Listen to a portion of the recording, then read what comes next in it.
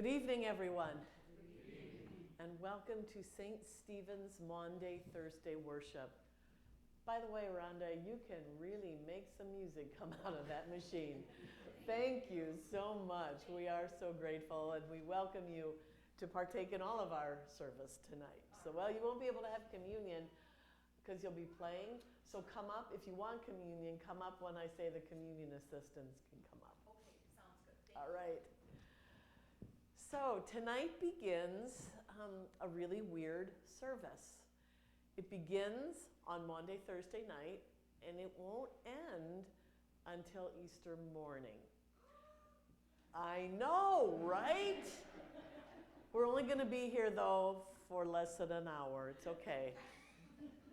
And tomorrow night at 6:30, we will continue the service over at Zion, and then hopefully you will all be back here Sunday morning, either at Zion at 8:30 or here at 10:30. So just follow along, and I will tell you when to sit, when to stand, and what's happening next. So we're going to get started here with our gathering hymn. Please stand as you are able for As the Sun with Longer Journey.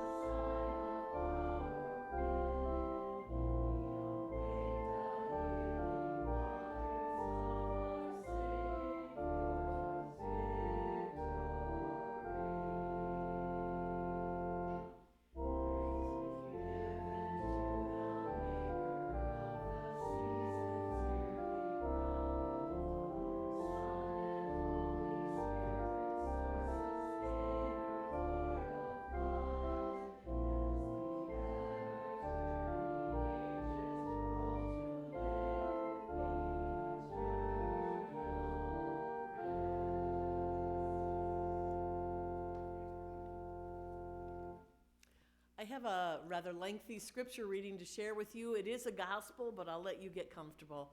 Please be seated. Our scripture reading for this Maundy Thursday comes from the Gospel of St. John, the 13th chapter, beginning in verse 1.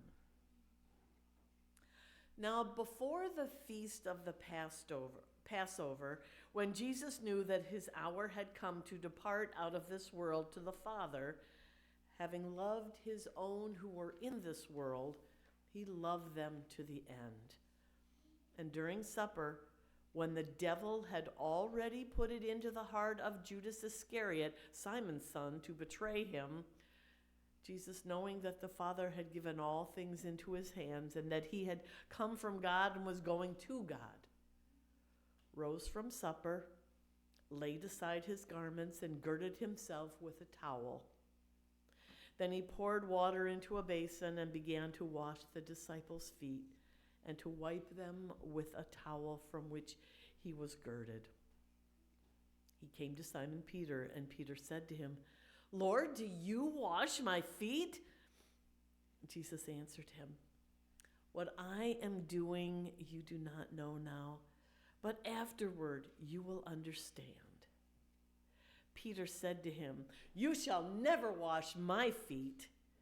Jesus answered him, "If I do not wash you, you have no part in me."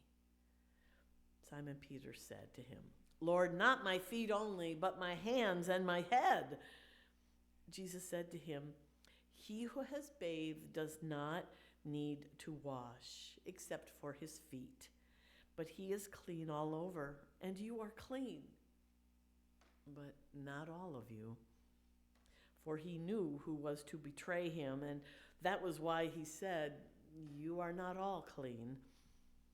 When he had washed their feet and taken his garments and resumed his place, he said to them, "Do you know what I have done to you? You call me teacher and Lord, and you are right, for so I am. If then your Lord and teacher has washed your feet, you also ought to wash one another's feet. For I have given you an example that you also should do as I have done to you. Truly, truly, I say to you, a servant is not greater than his master, nor is he who is sent greater than the one who sent him.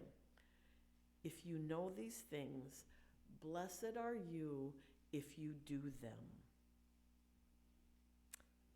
When Judas had gone out, Jesus said, "Now is the Son of Man glorified, and in him God is glorified. If God is glorified in him, God will also glorify him in himself and glorify him at once.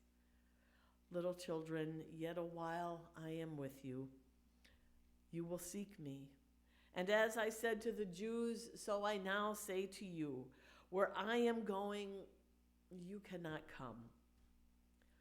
A new commandment I give to you, that you love one another even as I have loved you, that you also love one another. By this, all will know that you are my disciples, if you love one another." The Gospel of the Lord. Praise be to